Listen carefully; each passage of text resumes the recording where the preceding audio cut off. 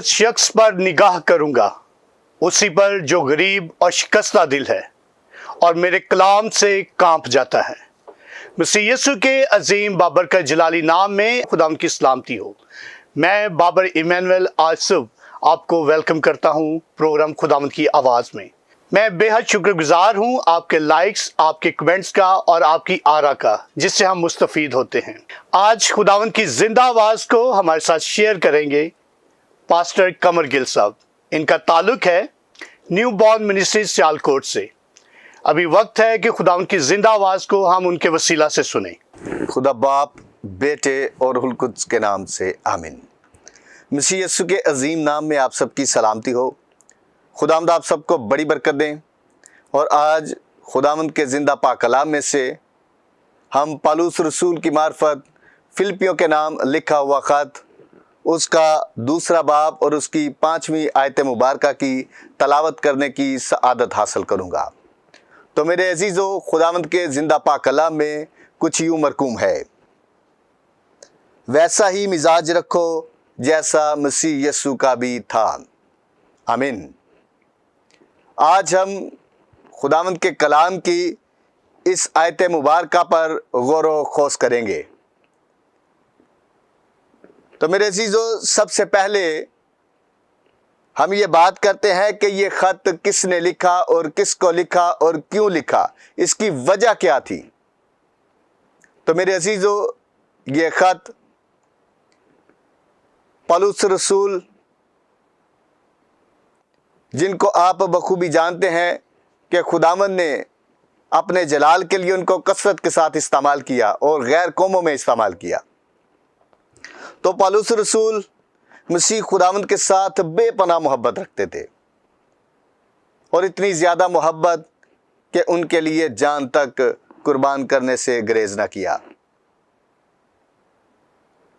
जब खुदावंद ने पौलुस रसूल को अपने लिए चुन लिया तो इनकी ज़िद थी कि मैं रोम में जाकर खुदावंद के कलाम की मुनादी करूँगा। और जब ये रोम के लिए निकले तो ये खुद कहते थे कि मैं नहीं जानता कि मेरे साथ क्या होने वाला है, मैं ये भी जानता हूँ कि मैं वापस नहीं आऊँगा। और दूसरे जो लोग थे वो भी कहते थे कि रोम जाना ख़तरे से खाली नहीं। तो पौलुस रसूल ने कहा कि मैं खुदावंद की मुनादी के लिए, खुदावंद के कलाम के लिए ज़रूर जाऊंगा। तो जब पौलुस रसूल वहाँ पर पहुँचे तो वही हुआ जिसका डर था। रोमियों ने पौलुस रसूल को शहीद कर दिया। और रवायत बहुत मशहूर है, मैं इसका भी जिक्र करता चलूँ साथ साथ, कि जब पौलुस रसूल को शहीद किया जा रहा था तो जल्लाद ने जब तलवार उठाई और पौलुस रसूल बिल्कुल यहाँ पर और तलवार यहाँ पर है, और उन्होंने वहाँ भी इनकार करने के लिए मसीह खुदावंद का पौलुस रसूल को फोर्स किया, लेकिन उन्होंने मसीह यीशु का इनकार नहीं किया। और तलवार यहाँ आकर पहुँची और जो ही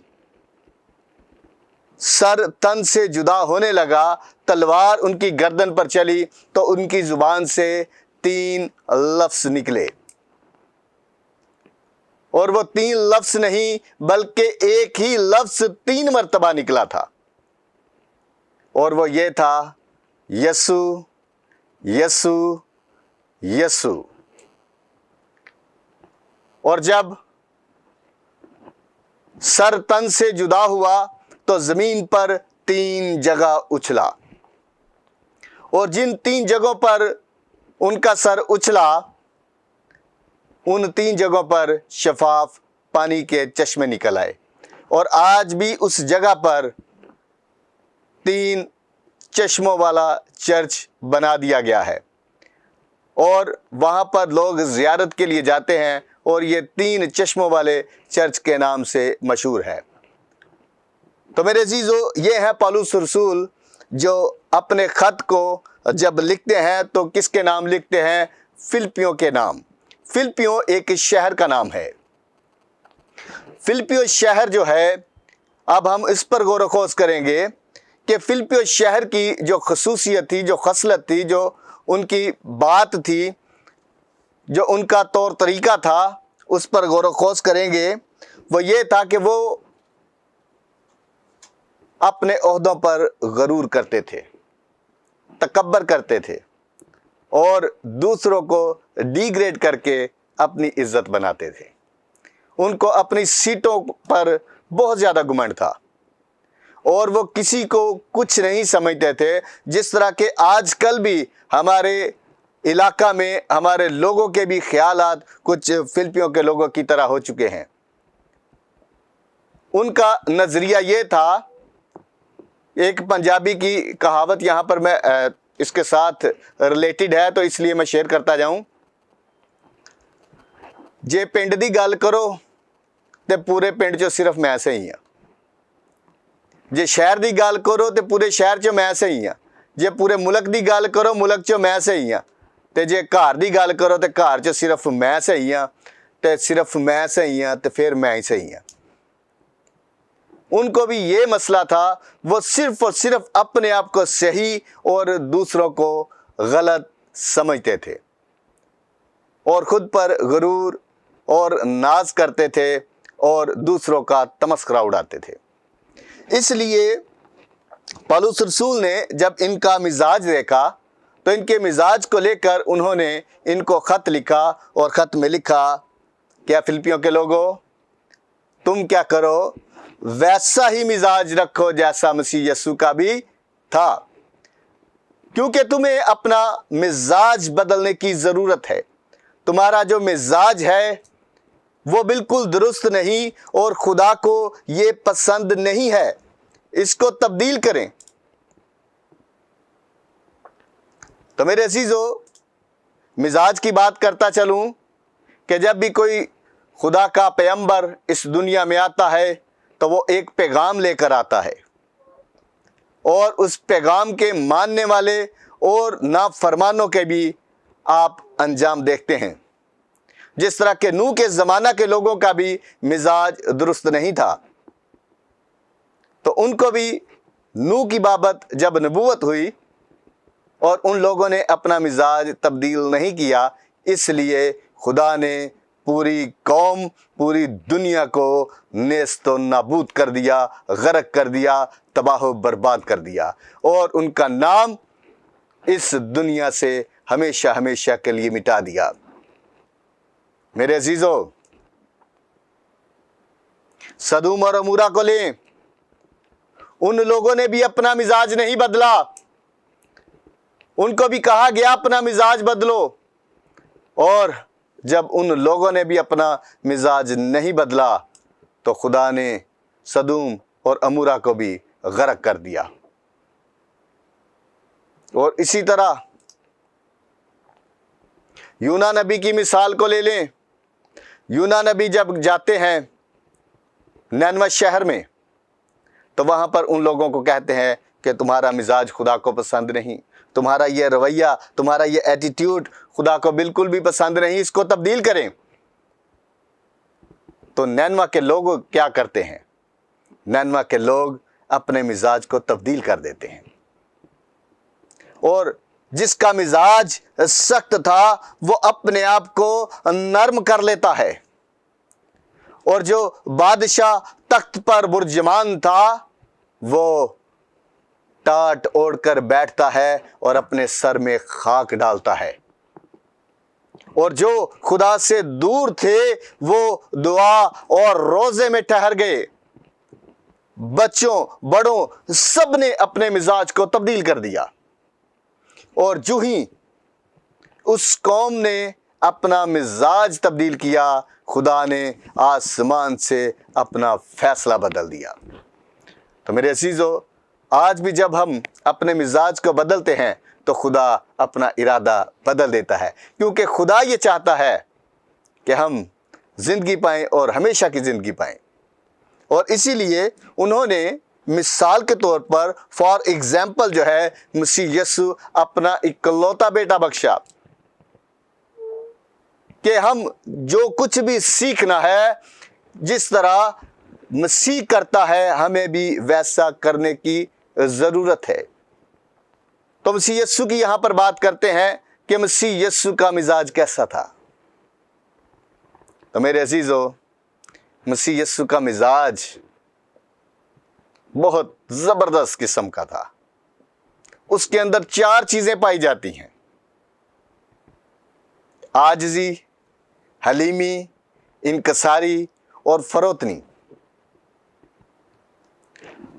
क्योंकि फिलिपियों के लोगों के अंदर इन 4 चीज़ों की कमी थी, तो मसीह खुदावंद को फॉर एग्जाम्पल, मिसाल के तौर पर यहाँ इस्तेमाल किया जाता है कि तुमने वैसा मिजाज रखना है जैसे मसीह यीशु का था। मसीह यीशु की मिसाल दी जाती है कि मसीह यीशु का मिजाज ऐसा था और तुमने भी ऐसा ही करना है। तुम्हारे अंदर आजिज़ी, हलीमी, फरोतनी और इनकसारी का आना बेहद ज़रूरी है। और मसीह खुदावंद के मिजाज के अंदर ये चारों चीज़ें पाई जाती हैं। मसीह खुदावंद की आजिज़ी देखें, उनकी हलीमी देखें, उनकी इनकसारी देखें। खुदा के साथ आसमान पर तख्त नशीन हैं, खुदा के दाहिने हाथ बैठे हैं। और खुदा ने कलाम मुकद्दस में भी बड़े खूबसूरत अंदाज में लिखा है कि खुदा के बराबर होने को कब्जा में रखने की चीज़ ना समझा। और अगर वो चाहते तो इसको वो ख़त्म भी कर सकते थे कि मैं खुद खुदा बन जाता हूँ, इस खुदा को हटा लेता हूँ। तो मेरे अजीज़ों, उन्होंने अपने आप को छोटा किया, आजज़ बनाया, इनकसार बनाया और क्या किया, इस रुए ज़मीन के अंदर आ गए जो कि कुराए अर्ज़ के अंदर एक ज़र्रे की वैल्यू रखता है। उसके अंदर आकर मसीह खुदावंद ने बसना शुरू कर दिया। तो मेरे अजीज़ों, आज हम अपने आप पर गौर करते हैं कि हम क्या हैं। हम दर हकीकत चलते फिरते मसीह यीशु की अंजील हैं। तो हमने क्या करना है? अपनी बातों से, अपने कामों से, अपने चाल चलन से मसीह यीशु का जलाल जाहिर करना है। और हमने अंजील यानी जहां भी जाना है खुशखबरी देनी है।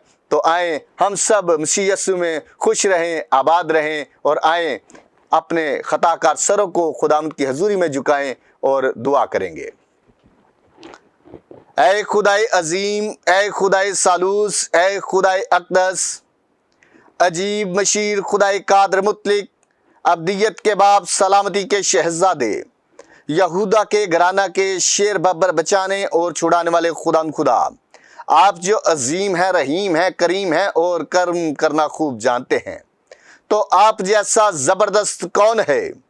समंदर के जो शखरोश पर आप हुक्मरानी करते हैं, आप उसकी उठती लहरों को थमा देते हैं।